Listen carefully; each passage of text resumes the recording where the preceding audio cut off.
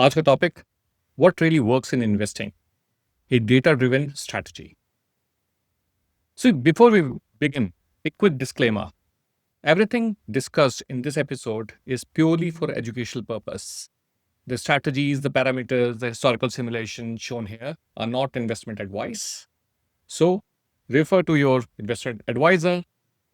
Also know that the past performance does not guarantee future returns. Every investor's risk profile and financial situation is different. They need to refer to their financial advisor in order to get going with investment. So, what are we going to cover today?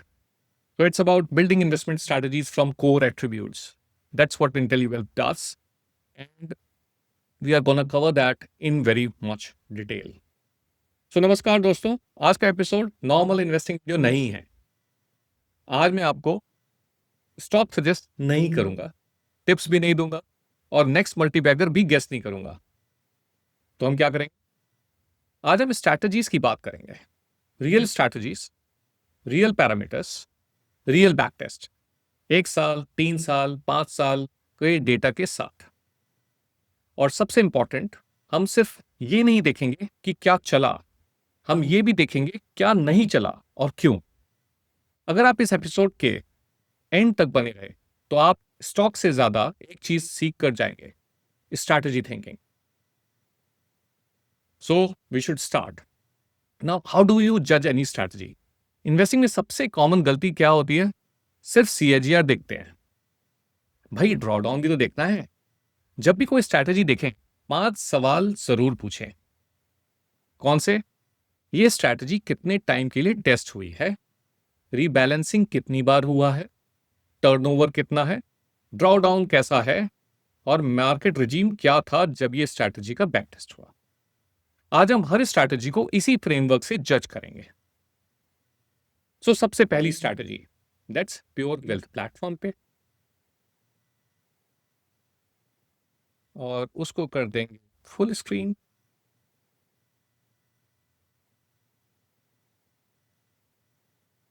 Perfect. तो हमने सबसे पहले क्या किया? हमने बोला कि एक मोमेंटम स्ट्रैटेजी बनाए जिसमें हम 1 वीक 1 मंथ रिटर्न और ADX ग्रेटर देन 30 यूज करें. Now what does the result से? सो इसने निफ्टी 500 पे चलाया.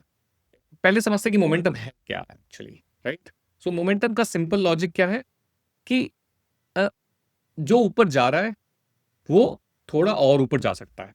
I think that's the key, I think foundation. पर सिर्फ तब जब ट्रेंड स्ट्रांग हो. इसलिए हमने यूज किया short term returns, ADX greater than 30 और निफ्टी 500 स्टॉक्स की बास्केट 10 स्टॉक्स पे चलाया.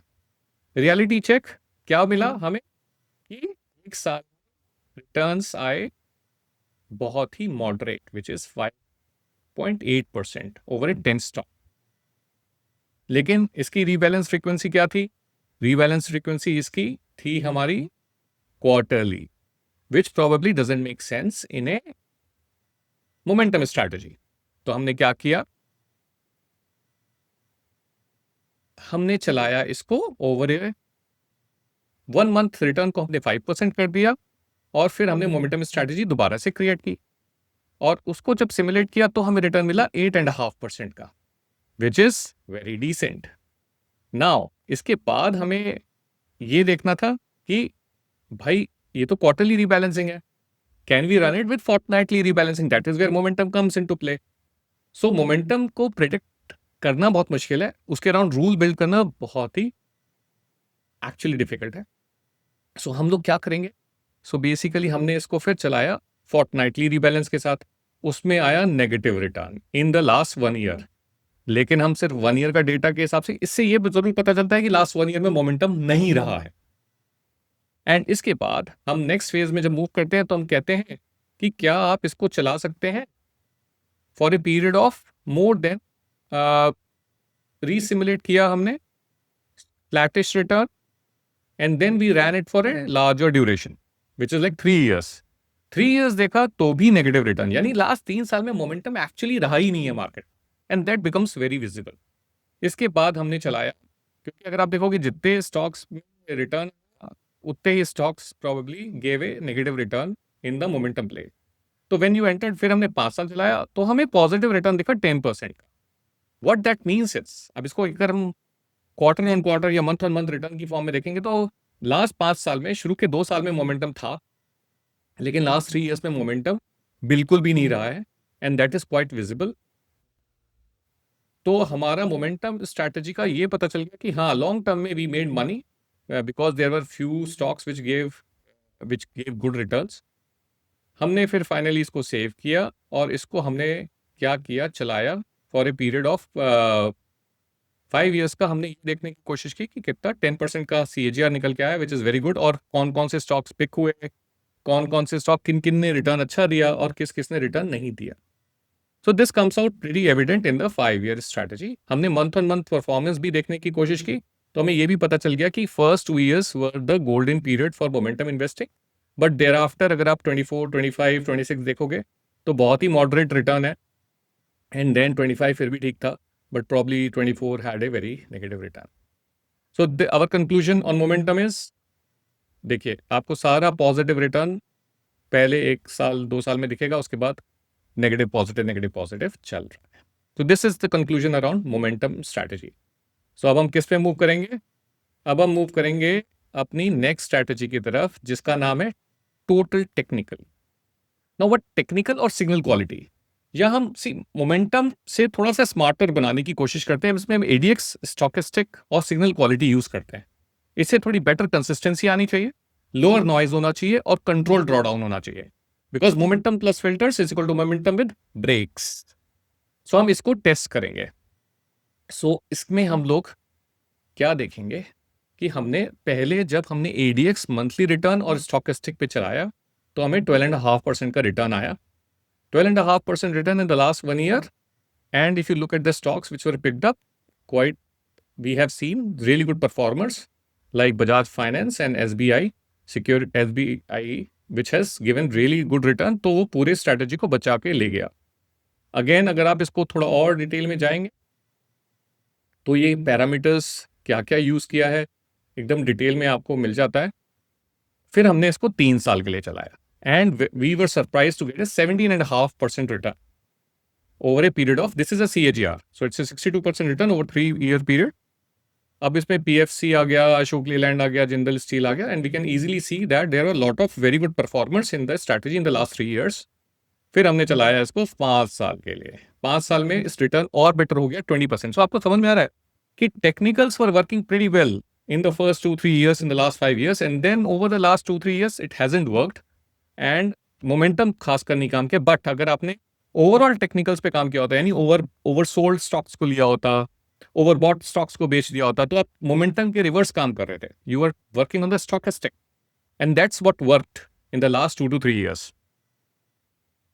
बहुत अच्छा 5 years का रिटर्न हमें मिल गया। हमने इसको फिर सेव किया और इसका क्वार्टरली परफॉर्मेंस भी देखने की कोशिश की, एंड क्वार्टरली परफॉर्मेंस भी काफ़ी डिसेंट आया इसका। एंड हमने मंथ ऑन मंथ परफॉर्मेंस भी देखा, तो अगर आप देखोगे तो there were very good periods in this entire history. So something to learn. अब तक ये सीखने को जरूर मिला है कि momentum hasn't worked in the last 3 years, and momentum doesn't work alone.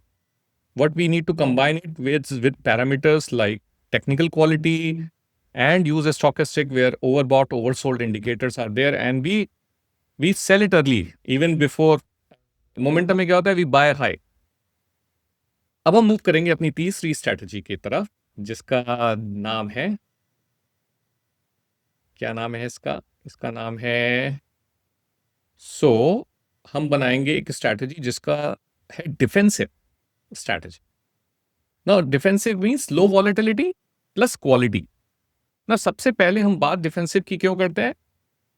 Because भाई मार्केट चला नहीं, मोमेंटम था नहीं, तो हम ऐसे ही लेंगे ना कि डिफेंसिव बना लेते हैं, लेकिन बहुत ज़्यादा डिफेंसिव बनाने जाएंगे तो हमें स्टॉक भी नहीं मिलेंगे। तो हमने पहले ट्राई किया, हमें स्टॉक्स नहीं मिले, एंड फाइनली हमने उसको फिल्टर्स को रिलैक्स किया, और रिलैक्स करने के बाद हमें स्टॉक्स मिले, and this is quite visible जब हमने रिलैक्स किया, ब्रॉडन किया, and this is the power of AI, where अगर आपका फिल्टरिंग क्राइटेरिया बहुत स्ट्रांग थे, अगर आप देखो तो इतने हार्ड क्राइटेरिया लगाए, अब आप इसमें क्या ही स्टॉक्स निकल के आएंगे। तो हमने फिर रिलैक्स किया क्राइटेरिया को।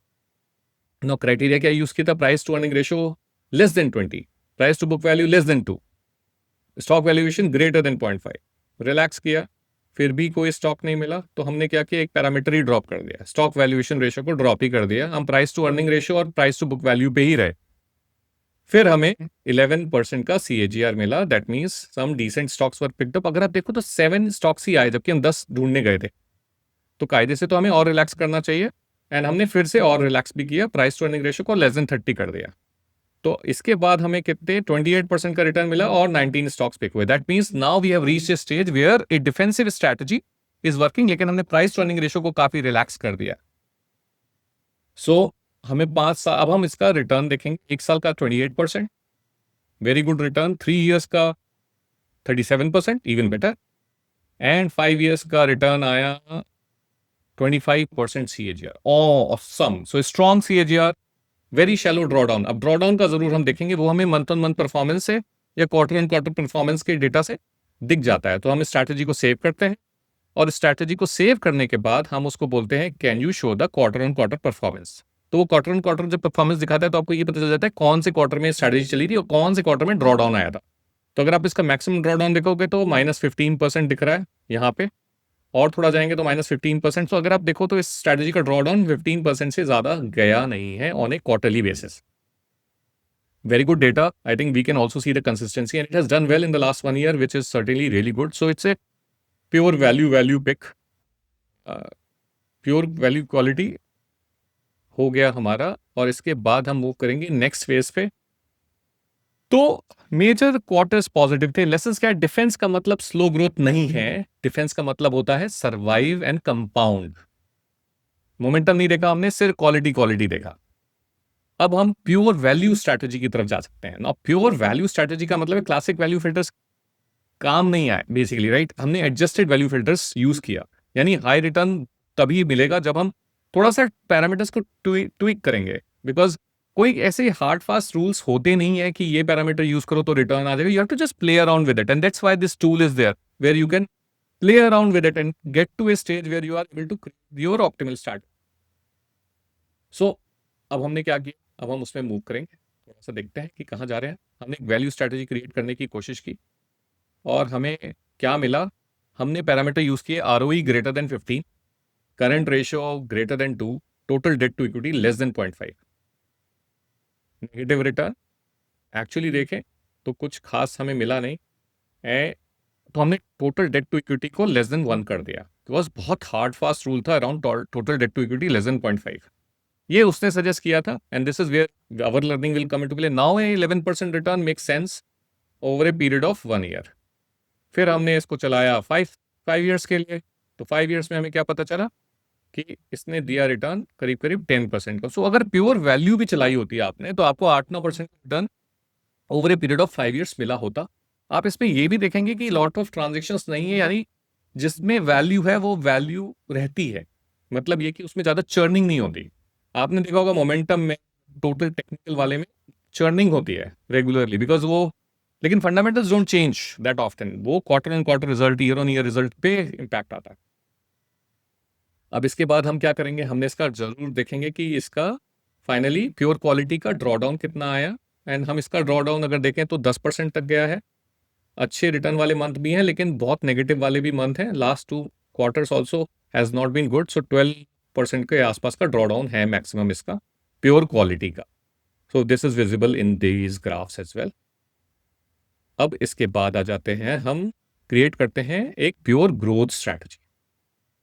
अब ग्रोथ स्ट्रैटेजी एक्साइटिंग क्यों है, बिकॉज इसमें स्ट्रॉन्ग फेजेस ऑफ ग्रोथ। अगर इकोनॉमी ग्रो कर रही है तो वो आपको ग्रोथ स्टॉक्स अच्छा करेंगे।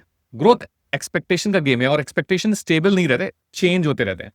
तो आप अगर ग्रोथ स्ट्रैटेजी बनाने जाओगे तो आप उसमें क्या फैक्टर्स देखोगे, वो बहुत इंपॉर्टेंट है। मैंने क्या किया कि net sales growth, PAT growth और EPS ग्रोथ, ये 3 ग्रोथ पैरामीटर्स लिए टू क्रिएट ए स्ट्रैटेजी।